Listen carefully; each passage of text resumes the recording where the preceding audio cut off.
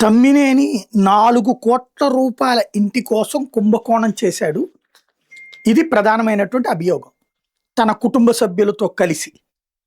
ఇందులో ఒకటి వేరే వాళ్ళు ఆ ఊళ్ళో లేనటువంటి వాళ్ళకి సంబంధించినటువంటి కుటుంబ సభ్యుల పేరుతో వేరే మనిషిని చూపించి మొత్తం నొక్కేశారు 4 కోట్ల ప్రాపర్టీ అన్నది. ఎప్పుడైతే కేసు నమోదైందో ఎస్పీ ప్రకటించారు. కుటుంబంతో సహా జంప్. 2 కార్లు సొంతయి ఉండగా ఇంట్లో అట్లాగే ఉంచేసేసి ఇంకొక వెహికల్ తెప్పించుకుని వెళ్ళిపోయారు. ఫోన్లు కూడా అక్కడే వదిలేశారు. ఇది నెంబర్ 2. నెంబర్ 3 వచ్చేటప్పటికి ఆయన ఉండేది అద్దె ఇంట్లో. మరి 4 కోట్ల కుంభకోణం చేసేవాడు అద్దె ఇంట్లో ఉండటం ఏంటో అర్థం కాదు నాకు. స్పీకర్గా చేశాడు, అంతకుముందు సుదీర్ఘకాల పాటు ఎమ్మెల్యేగా ఉన్నాడు, అద్దె ఇంట్లో ఉండటం ఏంటో అర్థం కాల. ఇది ఒక ఆస్పెక్ట్.